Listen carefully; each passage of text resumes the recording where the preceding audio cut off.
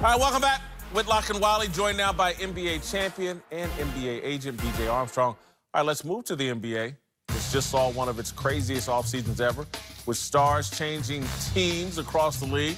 Among the biggest deals was Anthony Davis's belated move to the Lakers after midseason trade talks broke down and things got ugly between Davis and the Pelicans. But now, one huge NBA voice, Steve Kerr, says the AD situation set a bad precedent for the league. As a former player, I always sort of lean towards player empowerment. You know, guys, who have earned their right to free agency, if they want to make a move and make a move for their own careers, I'm all for it. They've earned that right. So I'm talking more about the Anthony Davis situation, where a guy's perfectly healthy and got a couple years left on his deal and says, I want to leave. I think that's a real problem that the league has to address, that the players have to be careful with. Yeah, if you come to an agreement with the team that, hey, it's probably best, it's time for us to part ways, that's one thing. But, the Davis stuff was really kind of groundbreaking, I think, and hopefully not a trend because it's bad for the league. Question here is simple. Do you agree with Steve Kerr? And I certainly do. I think I was reading the ESPN story before we came on air today about the owners had their meetings in Las Vegas. Yeah. And very concerned about how can they wrap their arms back around the players and get a little bit more control on the ownership side. Did I just hear you say, how can we control these players a little better? Yeah. Basically. Okay, I wanted to make sure my paraphrase was accurate. I agree with Steve Kerr, except he fell short in just voicing this towards the players and not towards ownership. The contradiction, the hypocrisy comes in when you tell the players, you sign on the dotted line to play for this organization, this team, in this city, and you have years remaining. Where are you going? What are you trying to force? All I say is tell the owners, hey, when you're trading players at 1:35 in the morning and the guy signed on to be here and the guy signed up to be there and he just wants his money and his opportunity and you cut that and undermine that, but then you on the flip side all of a sudden want the players to stay still with their power, with their rights. We know contracts are conditional. It's okay. It's no unconditional love in sports. We've woke up. We've read it. We've seen it. We've heard the alarm. Doesn't ownership have some privileges, Marcellus? Oh, you have privileges, but guess what? You don't have total autonomy to do whatever you want without consequence. And the consequence is the player figured out, wait a minute, this league, NBA, is star-driven. NFL is uniform-driven. We get it. So the NBA players are starting to just wake up and use their power. And I say, look, if the owners will stop doing their dirty work, the players, okay, we don't have to flex power because you're actually respecting us instead of controlling us. Well, the popularity of the game is basically what we're talking about here. You know, being a former player and an ex-executive and now as an agent, we are all the beneficiaries of the popularity of the game, meaning this will happen. This has happened since the beginning of time. Players have been unhappy. Owners, GMs wanted to trade players. That's going to always be there. Now, the real problem is that it's playing out in the media.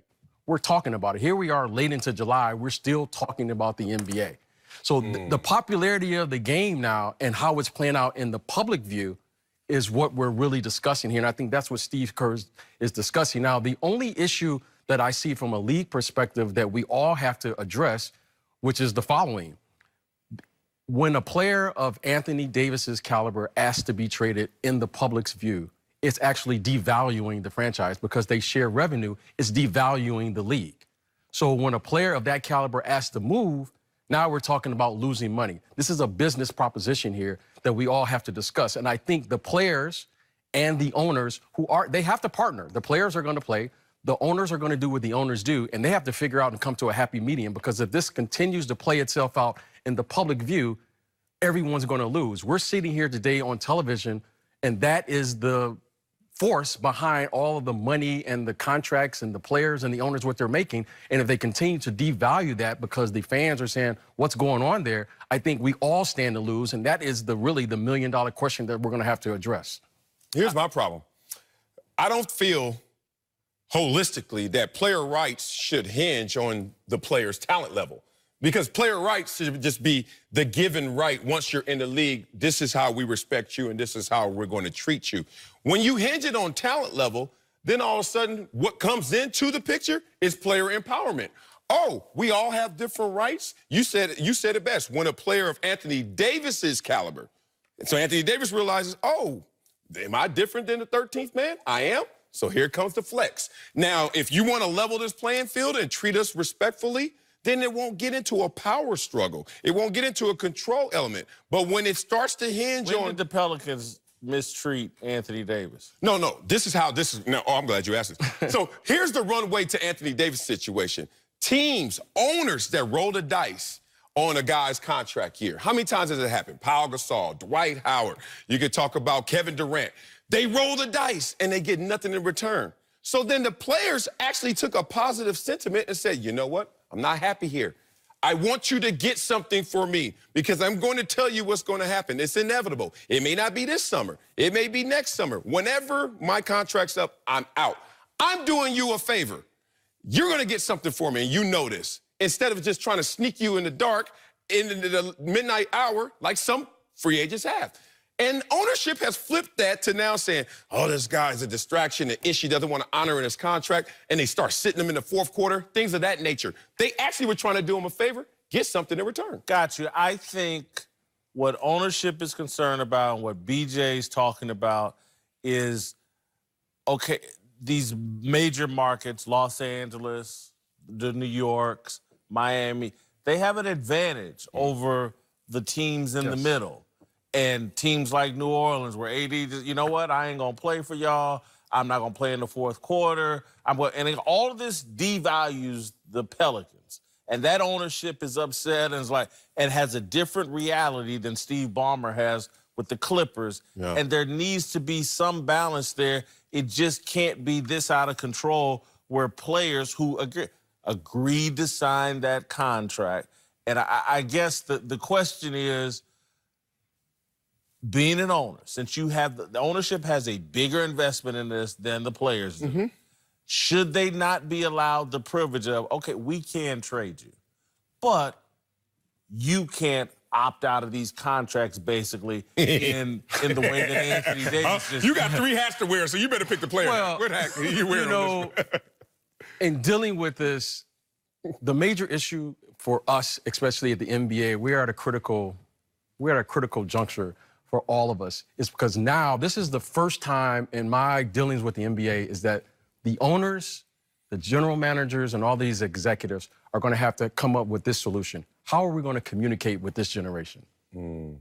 How are they going to communicate with these kids? Because we can't continue to sign them to 2, 3, up to 5 years, and then all of a sudden find out 2 years later that they're unhappy.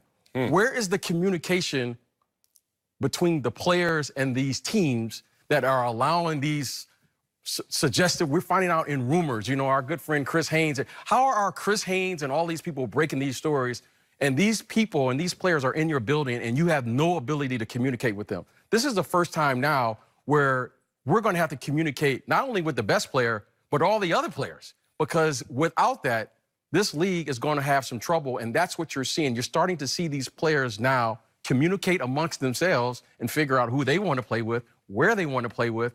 And now the owners and these executives, they're kind of left in the dark. Imagine you two fathers trying to communicate with your children who have $100 million in the bank account. Already, That's a hard communication. Hell yeah. Like, what'd you say, son? You got me. You know what?